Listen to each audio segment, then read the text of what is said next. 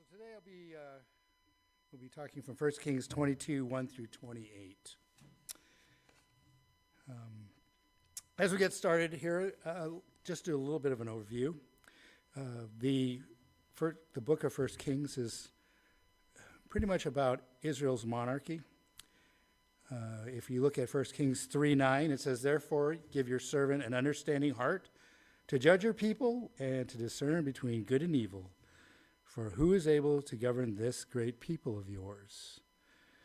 So First King recounts the reign of King Solomon, addressing the wisdom given to him by God. And we know that there's a principal Bible book called Proverbs that is mostly attributed to his writings.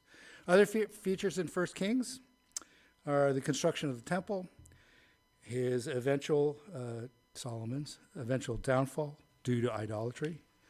First Kings also details the division of Israel into two kingdoms after Solomon's death, the rise of various kings, and the prophetic ministry of Elijah, along with lesser-known prophet Micaiah, which we will address today. First and Second Kings are traditionally attributed to the prophet Jeremiah and comprise a single book in the Hebrew Scriptures.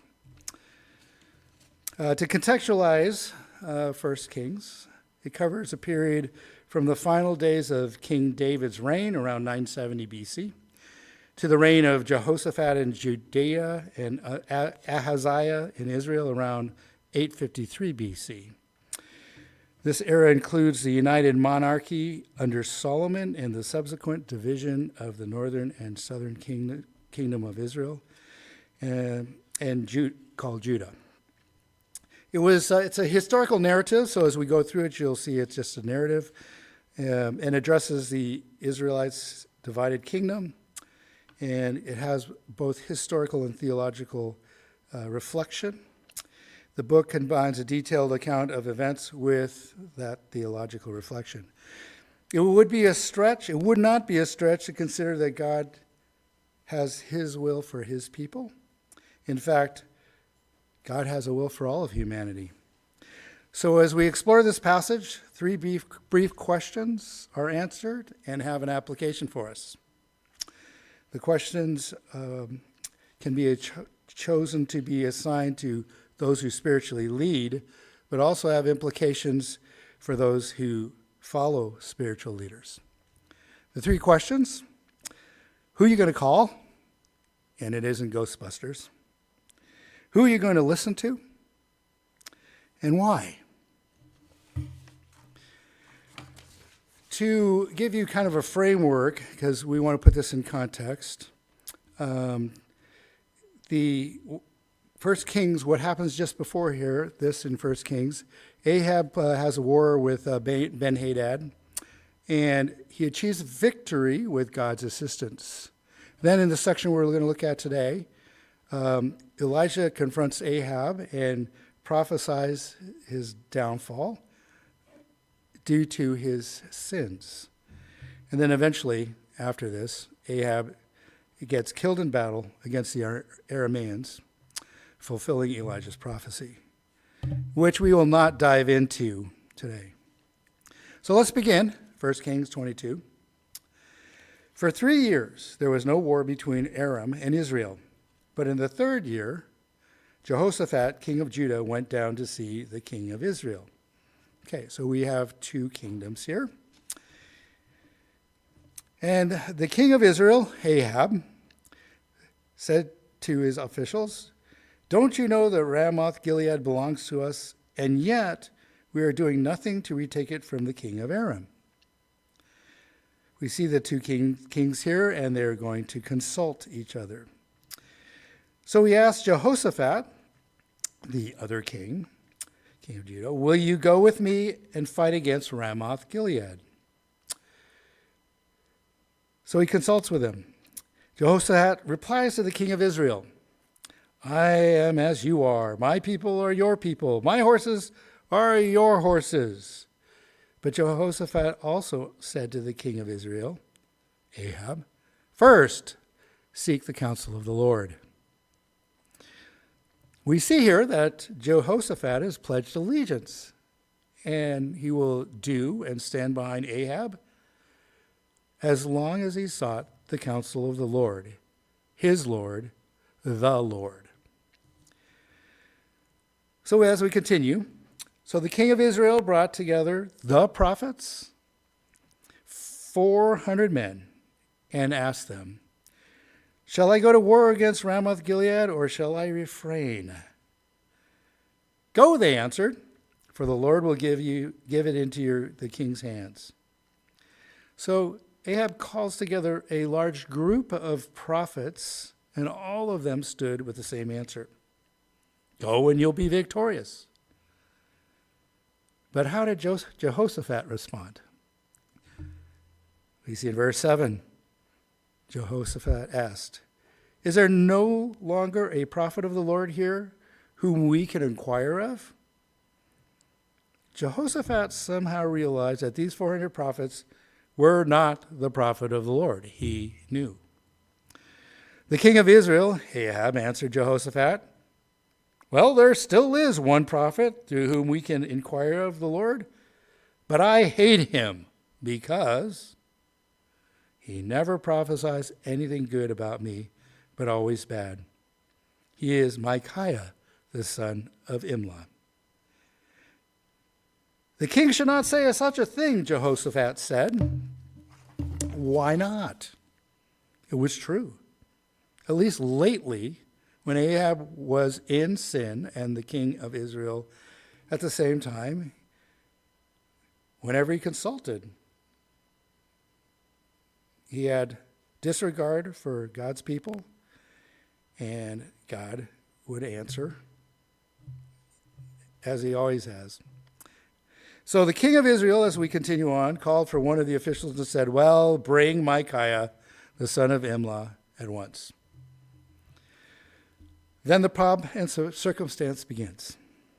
Dressed in their royal robes, it says, the king of Israel and Jehoshaphat, king of Judah, were sitting on their thrones at the threshing floor by the entrance of the gate of Samaria, with all the prophets prophesying before them. So everyone was there before both kings now. So who's next?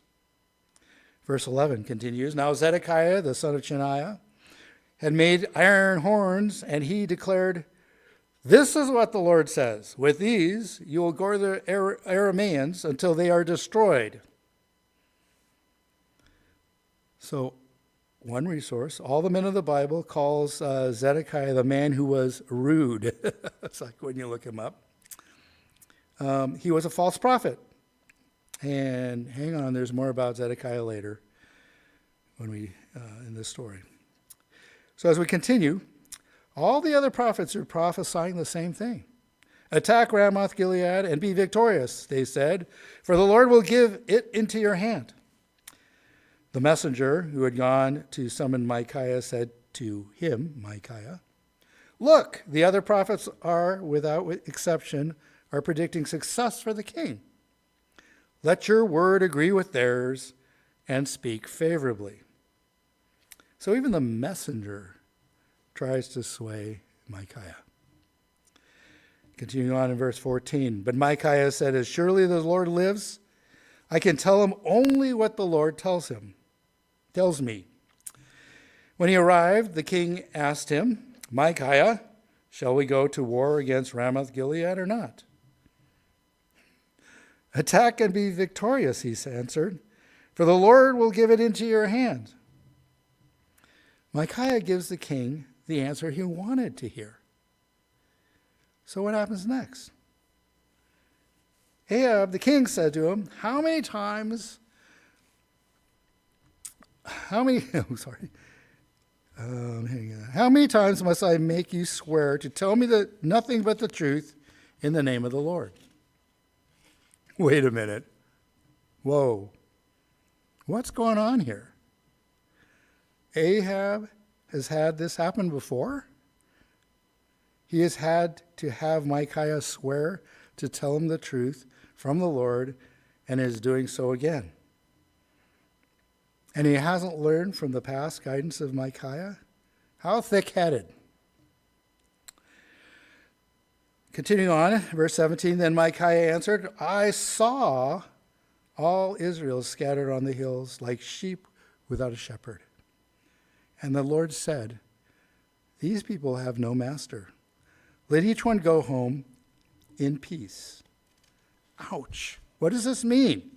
Simply put, Ahab is not the shepherd of the Israelites, and neither is God. They are left scattered in the wilderness in Israel and need to return to the safety of the sheep pen with their shepherd overwatch. They all need to hear from and be protected by God. So as we continue on, the king of Israel said to Jehoshaphat, didn't I tell you that he never prophesies anything good about me, but only bad? Yep. Only because Ahab is not hearing from the Lord and not living and leading the people to God. So as we continue on, verse 19, Micaiah continued, therefore, hear the word of the Lord. I saw the Lord sitting on his throne with all multitudes of heaven standing around him on his right and on his left. And the Lord said, who shall entice Ahab into attacking Ramoth Gilead and go to his death there? One suggested this and another that. Finally, a spirit came forward, stood before the Lord and said, I will entice you. A spirit standing before the Lord? Yes. Continuing on, verse 22. By what means, the Lord asked? I will go out and be a deceiving spirit in the mouths of all his people, he said. You will succeed in enticing him. And the Lord said, go and do it. Of course, the Lord would know that this deceiving spirit would find success. But Micaiah continues as we go down the story here. Verse 23, so now the Lord has put a deceiving spirit in the mouths of all these prophets of yours. The Lord has decreed disaster for you. Oh, here's Zedekiah. Then Zedekiah, son of Kenah, went up and slapped Micaiah in the face. Which way did he, the Spirit of the Lord, go when he went from me to speak to you, he asked. Zedekiah believes that it was the same Spirit talking to both of them. And yes, it is quite possible that this deceptive spirit also went to Micaiah, but Micaiah heard from the Lord as well. As we continue on, verse 25, Micaiah replied, you will find out on the day you go and hide in an inner room. The king of Israel then ordered, take Micaiah and send him back to Ammon, the ruler of the city, and to Joash, the king's son, and say, this is what the king says. Put this fellow in prison and give him nothing but bread and water to eat until I return safely. Micaiah declared, if you ever return safely, the Lord has not spoken through me. Then he added, mark my words, all you people. And we'll end here with this cliffhanger. The rest of the story lets us know who is right and who is wrong, yet there is enough to talk about here. The Lord's prophet and his prophet is his prophet because what a prophet says comes true. Not just partially, precisely. There is always a battle between truth, deception, and the plans of the Lord. Spiritual input could be viewed as different back then. The Spirit of the Lord did not dwell inside man exactly the way he does today. After Jesus' work of salvation opened up the door for the deposit of God's Spirit in us. But the Spirit then spoke gave dreams and visions to man.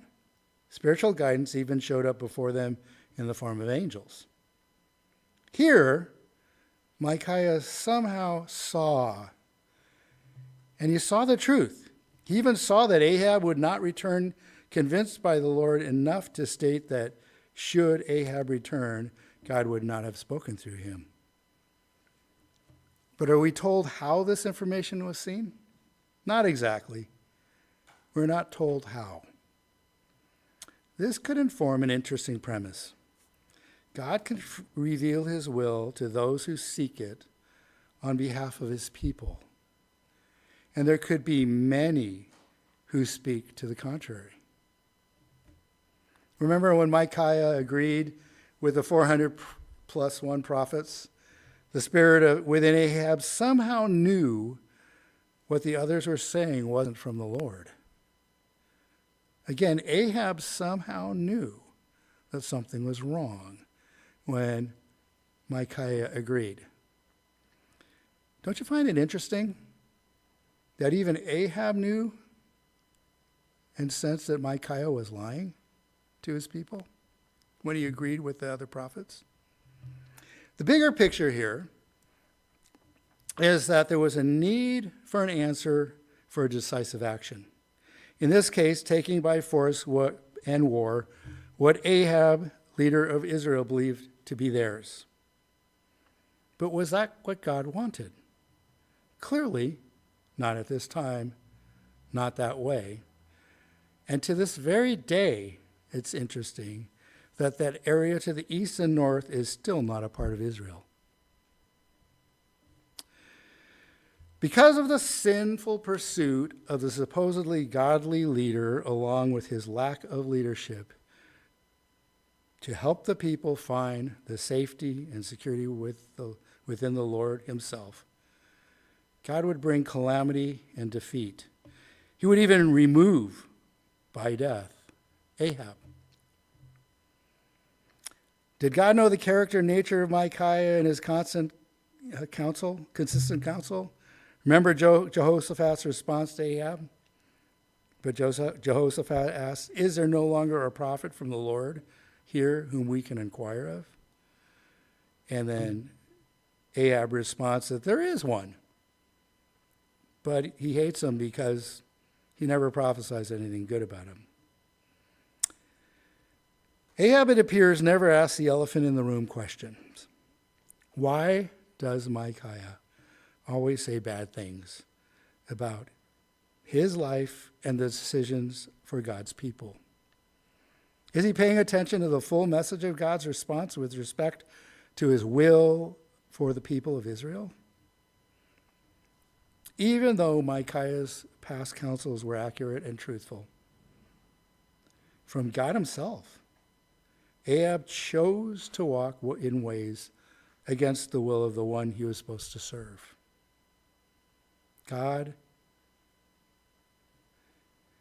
It is pretty safe to say that his people, God wanted the kings to rule his people with his heart in a relationship with him, the God of his people. In case of Ahab and a lot of other kings of Israel, Ahab did not lead God's people to God and righteous living. This was at least one of Ahab's sins. This led, in this case, to defeat and death. And this was the will of God to us, to demonstrate to us the outcome of what happens when a leader of God's people does not care for the people of God. Remember verse 17 when Micaiah said, "I saw all Israel scattered on the hills like sheep without a shepherd. And the Lord said, these people have no master. Let each one go home in peace." It didn't take me much scouring to start to look for other verses about no shepherd. Zechariah 10:2 says, "For the household of God, little g, utter nonsense, God's utter nonsense, and for the diviners see lies. They tell false dreams. They give empty consolation. Therefore the people wander like sheep. They are afflicted for lack of a shepherd. In Ezekiel later on, Ezekiel 34:5, it says, so they were scattered because there was no shepherd, and they became food for all the wild beasts. My sheep were scattered. Not just the Old Testament, too. The New Testament as well. Matthew 9:36, when he saw the crowds, Jesus had compassion for them because they were harassed and helpless like sheep without a shepherd. And then Mark 6:34, when he went ashore, he saw a great crowd, and he had compassion on them because they were like sheep without a shepherd, and he began to teach them many things. So a shepherd teaches. God's people, those he loves, and those who desire a relationship with him, need a shepherd. But does a shepherd just teach his sheep? Yes, he does so and much more. When you think about a shepherd, or we inquire and look into the job of a shepherd, it was a common occupation, a profound metaphor for leadership and care that we see regularly in the Bible. Shepherds are responsible for the welfare, guidance, protection of their flock, a task that required vigilance, dedication, and compassion. The passages in Matthew and Mark addresses what happens when sheep, God's people, are without a shepherd.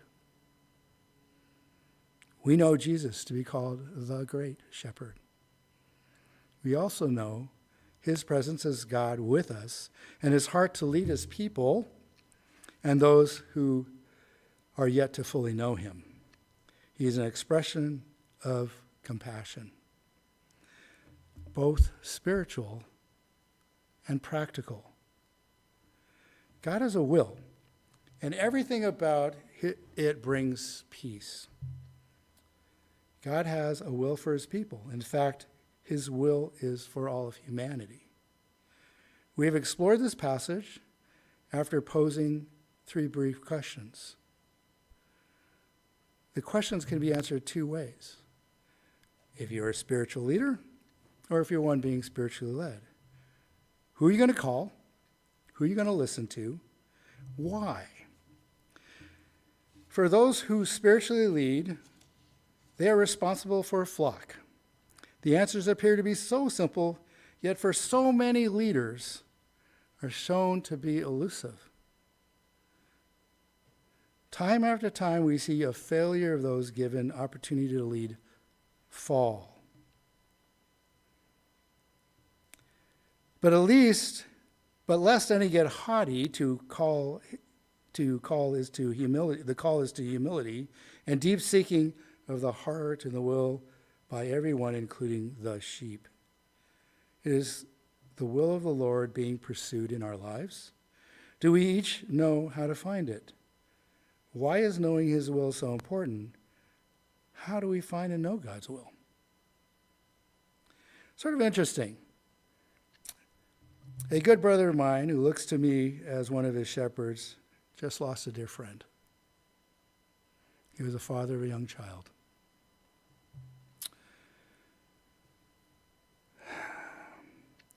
Another brother is being consumed by his job and has been asking the Lord what to do and if another job might be ahead for him. What's the will of the Lord? I'm seeking wisdom in hopes that he will repair and restore a dear family relationship that is broken by what appears to me to be a clear misunderstanding.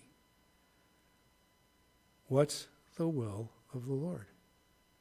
How do I find it? Some ladies in our church are exploring the possibility that there could be some bitterness in their lives, wanting to expose it and help them come to terms with it, and so they are gathering and doing a study. What's the will of the Lord? My wife and I were just talking over dinner tonight, and we were just talking about she goes to a Bible study group, and the ladies were socializing. And there was a young lady there. She's pregnant.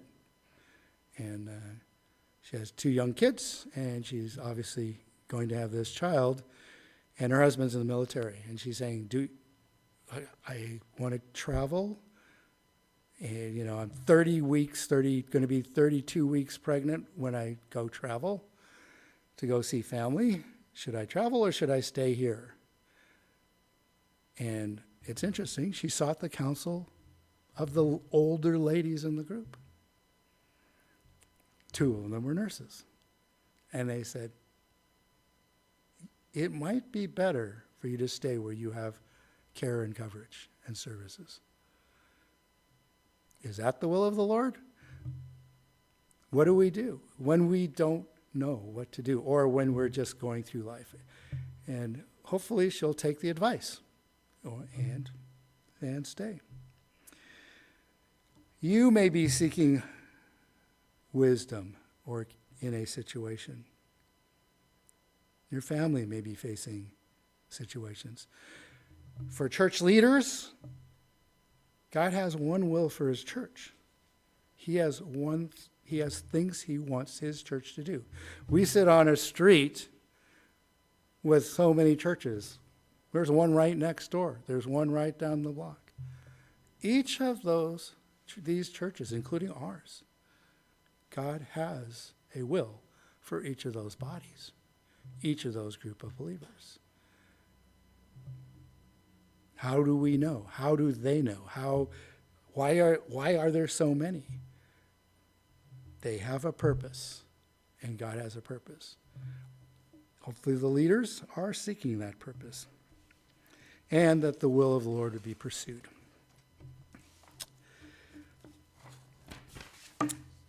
The kind of bottom line here is the pursuit of the will of the Lord requires interrogation of him. It requires seeking, diligent seeking, and not from people who are just going to be yes men, but mixed with your heart, with our heart, with the heart of the people, seeking the Lord and hearing and listening and letting the Lord speak into those situations.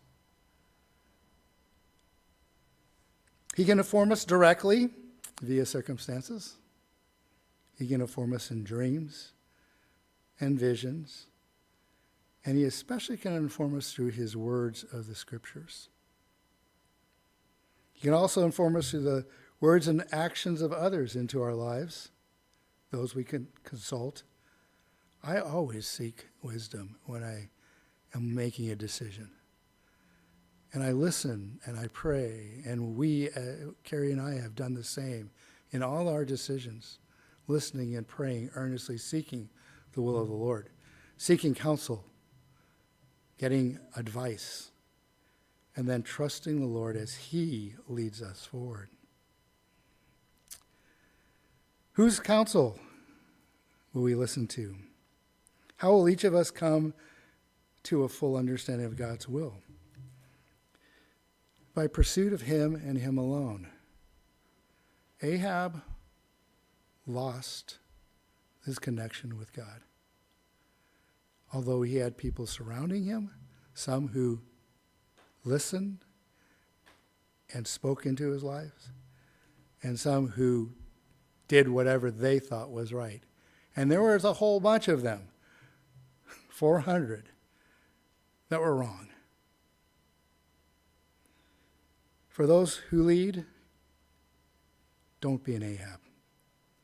Seek the true divine counsel of God on behalf of his people. He's the chief shepherd. Jesus and Jesus alone for us.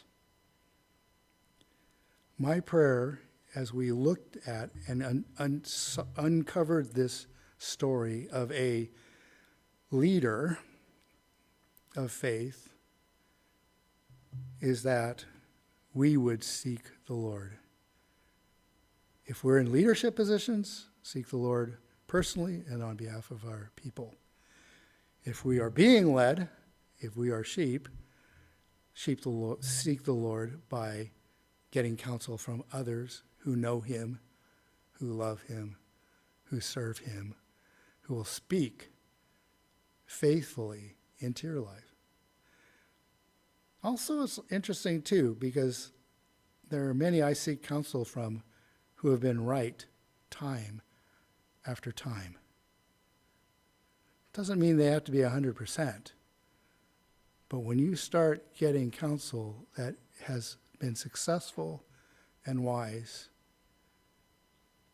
why wouldn't you go back and get more? And I pray that your friends, that the people that love you will speak into your life as well, and that they would hear from the Lord. One of the things I love about being in this church and what I just talked about, the broken relationship with my son and his family, is that when I announced it and people started hearing about it, they told me they're praying for me. They're speaking with me. They're sharing. They're loving me. And it's beautiful. And it's needed. That is what we do for one another. Leaders can speak into that too, care for your sheep. And those who are sheep, we can care for one another too. My prayer is that God would speak to each one of us where we are and what we do in his calling for his glory and eternal kingdom, and serve and follow Jesus. So who are you going to listen to? Who are you going to ask? Why?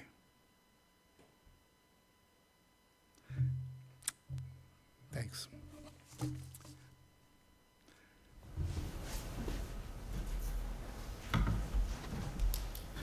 And I would pray. Thank you, Bob.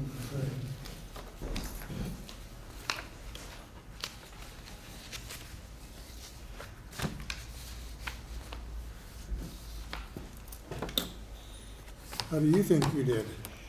Oh, well, okay. And it's different than what I usually do. Usually I have a lot more scripture and cross references. And it's like, I don't know, I felt compelled, because it's a narrative, to just stick to the narrative. I think there's enough there to uncover or address. But I don't know.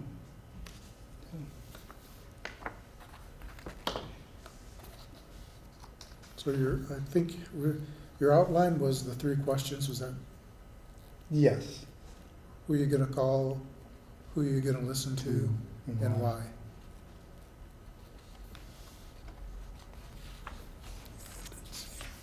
And did you have a title? I don't remember a title that you. No, I didn't. I didn't really think about a title.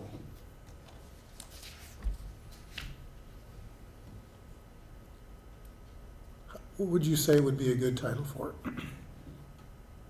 Now that you've gone through it.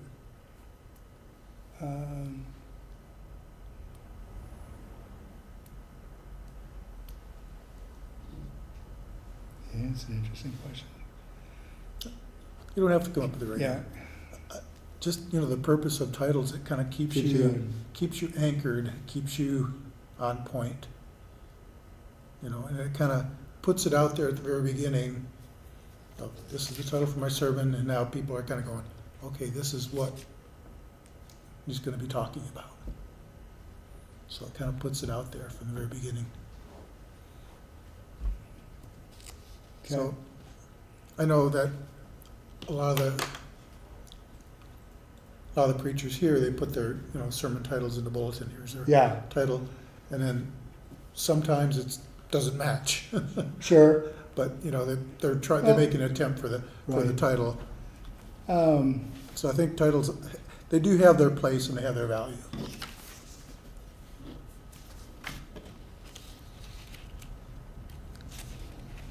So I think that at least I liked what you said about. You had the question, why does Micah always say bad things about me? That's a very good point, And I think your answer was, well, he's not leading the people to righteousness. He's not a righteous leader. Right. And when a leader doesn't care for the people of God, he's an evil leader. And, you know, Zechariah, Ahab they were wicked shepherds. Yep. So I got those points pretty clear. I enjoyed those points. Those were exactly spot on there. You didn't grab my attention right away. Took me a little bit to latch onto it. And once you got going with the questions, then you drew me back in. All right. So the precursor, the setting up of putting it in place. You know, because that's always. It's one thing if you like what we do at Grace. You're going through verse by verse and everything else. This thing, I just felt like you're just trying to drop in the middle of nowhere. Yeah. So you have to do some, context. Set up some context. I suppose I could try to think, how could I do it more? You probably could have said, you know what, I'm going to show you a bad leader and the results of a bad leader. You know, pay attention to how this guy really screwed up. You could have, like grabbed the attention. Okay. And then this is the setup. Oh, okay. You know, kind of like get that out there. Yeah, I like that. That's kind of how I would have done it. Yeah. This is a bad leader. He was a bad spiritual leader. He didn't do what he should have done, and the Lord was resisting him. The Lord wouldn't even answer him. Lord sent him a bunch of. And the Lord only He actually listened, sent him. only heard the situation because Jehoshaphat was there. So it did bring me back to when you started. I would have repeated those questions several times as you move through it, so to keep me on track. Yeah. Who are you going to call? Who are you going to listen to, and why? And I would at different points repeat those questions and repeat kind of the answers and let it, drive those nails in. Okay, I like that. So. Let's see. So I was trying to see if you'd have had maybe a good title, I could have focused in on your main idea. So I was trying to write down. I think I got your main idea was, where's it here? Pursuit of the will of the Lord. Whose counsel do you listen to? Seek the divine counsel on behalf of the people. And if you're one of the people, seek the Lord. Yeah. So I think that was, Okay. is that what you got, Stuart, for the main point? I think you worded it better than I did, but yeah. I was trying to catch the main point, so. I think he talked about it a lot. I don't think he clearly defined it and repeated it. Yeah. I think that's beneficial, especially for a narrative, is to like repeat your points to anchor everyone in the text, to kind of know where you're going, remind people where you're going. Okay. I got to be reminded where the preacher's going.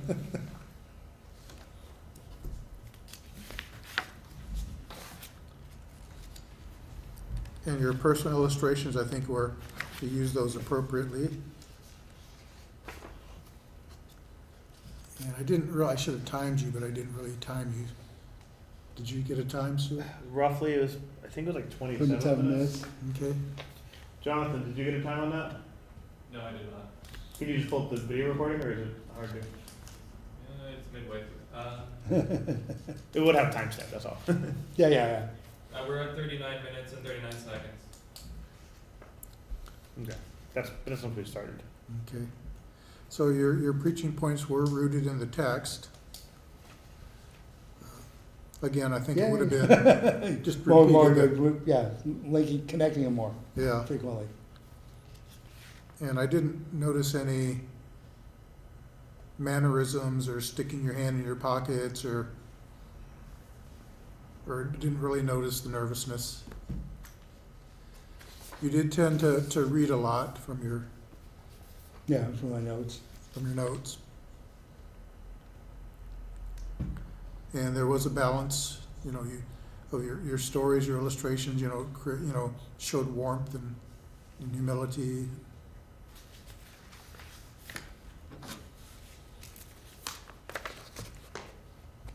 I could not say the sermon was evangelistic.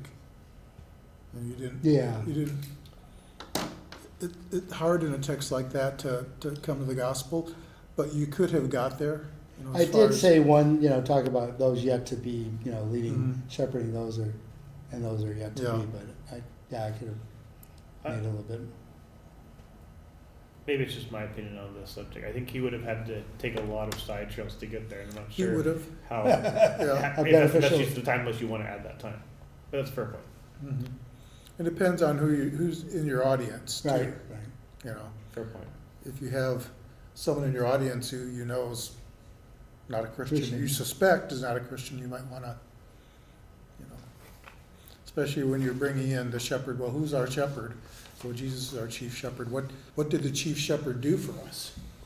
He died for us. He cared about his sheep. Ahab didn't care about his people. Jesus cares about his people. He died for his people. That's a pretty quick transition. I just No. don't think that's directly related to text. But yeah, you can get there. It's pretty not quick. directly. It's not directly. But no, related, that was but a you short could path. get there. Yeah, and that was a Oh, short yeah. path. Yeah. I wouldn't take the long path there. Yeah. You don't have time for the long path. Yeah. Anything else, Stuart, that you? I generally agreed with your points. Let's see. I do think the beginning, the introduction was fine in the sense of getting us on the text. Mhm. As far as like pointing us towards what you want us to think about as the main points, or just to get our attention, that was probably the weakest point. Because you had all those good stories in the middle. I don't know if a good story or just trying to get us focused on what we're focusing on at the beginning would have been helpful.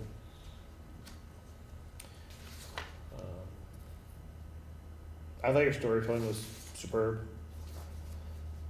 I agree with Bob that repeating the points would be helpful, since I felt like you sort of mentioned them and you talked about them, but it was maybe not pinpointing how they fit. Mhm. Okay, yeah. No, I got it. I heard the same subject, but it wasn't Well, like but it maybe- wasn't, I didn't ask, I Yeah. didn't repeat the question. Yeah. So that kind of affects Some of the us flow. stupid people just like clearly pointing it out and repeating it, make sure you get it. No, I mean, no, it's not stupid people. It's, Some Sure, of us 'cause- are sticked out lines really. well, and then you also want to, like, some people are auditory learners, some people are not, and so I do like pictures. you got to help them along, whatever. So, I think the one other thing that crossed my mind more as a content issue is, but I think Bob mentioned this too, actually, is that I think Ahab wasn't hearing and listening is because of his disobedience. That sort of prevented that. So that could have been, I think, a pretty good breaching point in the sense Yeah.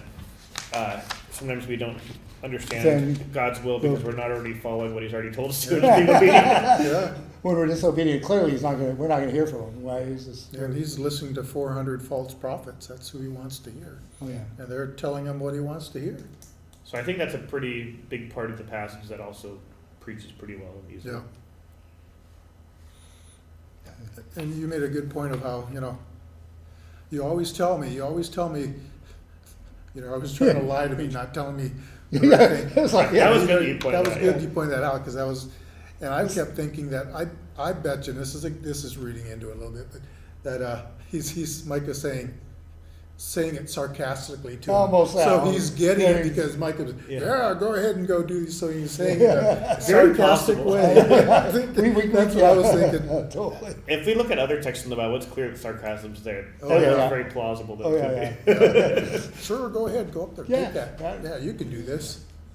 And that would also make sense of what Ahab said, so it's Yeah. not that big of a jump at So he's all. probably looking at him going, Could have got okay, a yeah. clue. Didn't get it from the Lord, but maybe I'll get it from Ahab's Yeah, you expression. gave me a wink there. Because Ahab had some inclination, he knew that Micaiah wasn't being forthright there. Yeah. Yes. Whether it's from his mannerisms or something else. Mhm. There was something going on between them.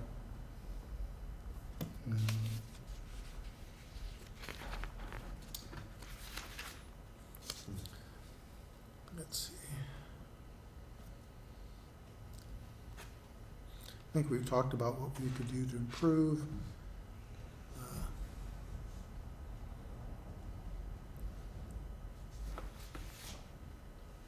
think I would have probably, with your sermon, probably would have hammered a little more on,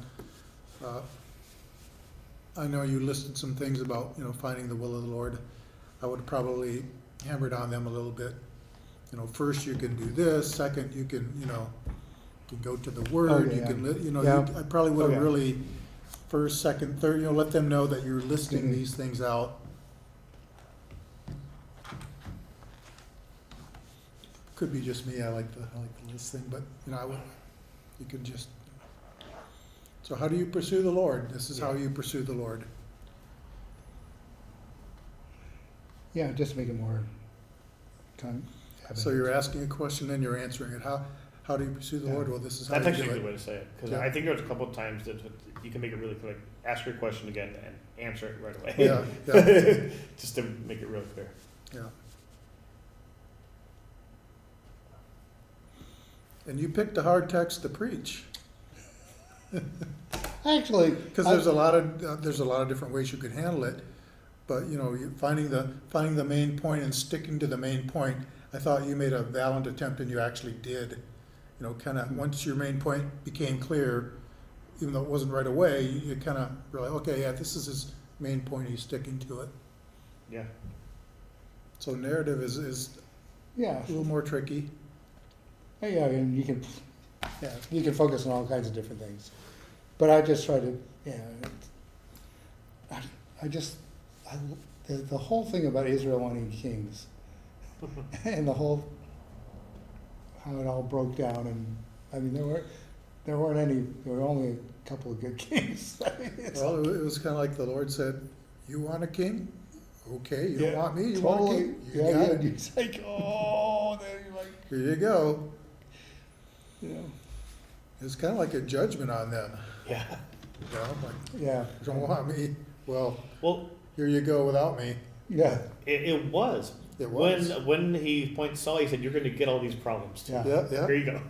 This is what your king is going to do. Yeah. it's like, And they were still insistent, which I guess humans can be like that. well, and that's, yeah, Not it is anymore. sort of the human nature. I mean, it's, gosh, that pride stuff just constantly just, it wasn't, I know what I want, and I want it. yeah, well, yeah, or I want something that I think I want, or that I know that I want, or that would make my life better, or whatever it is. What does God know anyway? Let me ask you a question. What was the fallen condition focus? What would you say that would be from the text? Ooh, the fallen condition focus. Well, interesting. What part of fallenness would is the text addressing?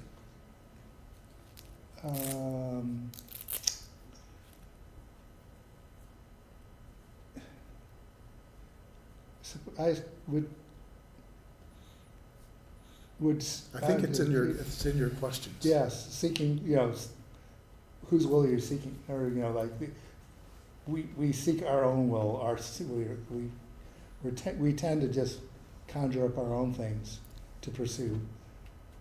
And God has a whole different perspective. One of the things I always say is the only time I get disappointed is when what I want or what I think I need to do, it's not in God's will. It's like, or, any endeavor, anything. It's like, yeah, I think this will work. I think this will be good. And it doesn't work out that way. It's like, See, that's another thing you probably could have included in there too. You could have hit that too, the fallen condition. yeah, We will listen to those who agree with us. And those who don't agree with them, we don't listen to. That's just, tend to not. It becomes a very hard thing. I remember when we were in the elders. I was an elder in a church. And like, I remember one time, I don't even remember what it was about. But, the elders were thinking the Lord wanted us to do something. And I know who it was. It was Jim Steger who didn't agree with us. Oh, I remember Jim, yeah. He was the only one. He says, no, man, I've prayed about this and I just don't feel like it's what the Lord wants us to do. And, and what we did was always we would table it and say, okay, well, if we're not all on board, we got to continue praying about it. And And then, and lo and behold, like it was a couple meetings later, we all said, you're right. Hmm. You know, the Lord kind of just showed us how that wasn't what was, you know, whatever it was. I don't remember, I wish I remember what it was. I remember going to Calvary Chapel, and one of the pastors had a vision of toilet paper, and he says, because I had this dream, this vision of toilet paper, I'm understanding that to mean that we're going to grow as a church. So we're going to do this building project. They went and they bought some property, and they did a building project, and they built this big building, and then a couple of years later they moved and sold it. They left it. So when they said that, I went, okay, toilet paper. Well, and I guess, you know, the Lord just says, hey, you know, it's all gonna, well, I don't know. Personally, I believe the Lord can do stuff like that, but I It think He's can, but really does He? clear. I don't think you're going to get mixed messages. Yeah. It's, Yeah. Or have like, maybe I think I have to interpret this to figure out. Yeah, God's yeah, usually yeah. pretty clear. Yeah, so it was really, you know, yeah, and to find the, you know, the will of the Lord is, That is a subject that's pretty crazy if you just start going down and you. oh you yeah, touch there's a rabbit chunk of holes that. everywhere. yeah.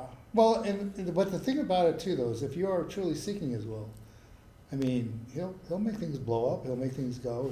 He'll you can make the wrong decision, but He'll get you back on track, or He'll do whatever. I mean, if you're still paying attention. That's where I think that's such a big point with Ahab being disobedient, because I think that's like the biggest key is just being obedient to what you already know, and then a lot of other things can fall into place. Yeah, And sometimes He does miraculous things or whatever, but you know, Yes.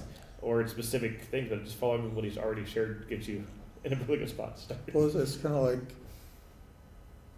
in the early part of the 18th century writers, they always talked about providence, and when they wrote about it, they always capitalized providence with a P, because they understand that God was working through all those situations to bring about His purposes and His will for them. Yeah. No, they understood that, and it was amazing the way they could understand that. Capitalized P. And I think, you know, the will of God, you know, sometimes God tells us His will pretty clearly in Scripture. He says, it is the will of God for all men to be saved. It's the will of God that people be Spirit-filled. It's the will of God that they be sanctified. It's the will of God that they be serving. So there's some wills that are pretty clear. And if you're doing those wills, you know, those other decisions are pretty easy. Because you can decide what the Lord wants. Because you're Spirit-filled. Right. You're saved. You're being sanctified. You're not going to go off track in your decisions. Because if you do, God will bring it back pretty quick. Sure. Okay, Bob. It's almost 8 o'clock. I drug you out here to listen to Bob's sermon. That was definitely worthwhile. Like I said, I'm sorry I was late, but that's how it goes sometimes. But I'll send out the link to Joel Beakey's sermon. That'd be great. So it's Hebrews 12, 1 and 2, running the race. Oh, cool. That's his sermon. That'd be great. And then next week we only have one person on board. I don't know if Are we doing Wednesday before Thanksgiving? No, we're not doing. It'll be So, after. We're not doing. I don't Wednesday. mind doing that day, depending on my situation. I'll probably be out of town, so I could either try and do it live or record it. But Yeah, I we're don't not wanna do that day. doing Thanksgiving week. I meant the week after. Oh, same the thing. week after. Yeah, we're not. We So could- I'll be in North Carolina, so I could either record it or I can do it live that night if you'd like from North Carolina. Oh, I see. So you'll preach we from could- there. Well, Do Zoom. we could try. Hey, Jonathan, Yes. Whatever you prefer. But you want to do it live from North Carolina? that should work. Can- It'd be 9:30 at night, so that'd be fine. Yeah. Can you Zoom? Yeah. I was thinking of the time frame, but like Yeah. 9:30 at Could he? night. Could he do a live, preach live from somewhere I think else? so, yes. I think so. A Zoom or Let's figure out the something? logistics between now and then, but I think so too. Okay, we'll plan on you doing it. 2 weeks. That works. I meant to actually work on it more this week, but it was a little busy. Sorry. So you had some setbacks with your time of the year and your illness, so. Yeah. Oh, But I'm yeah. excited. It's one of the passages I was actually hoping to go through, so when no one else grabbed it right, I was like, let's do this. Well, let's close in prayer then. Perfect. Lord, we thank you for this time tonight, and thank you for Bob and his preaching, Lord. And we pray that you would encourage him, bless him, Lord, and thank you for his love for you and love for your word and love for people. Bless Stuart, Lord, as he is in a really busy time of the year, and I pray for his health. And pray that he'd be able to maintain good health and wellness, Lord. Bless him in all his ministries. In Jesus' name, amen.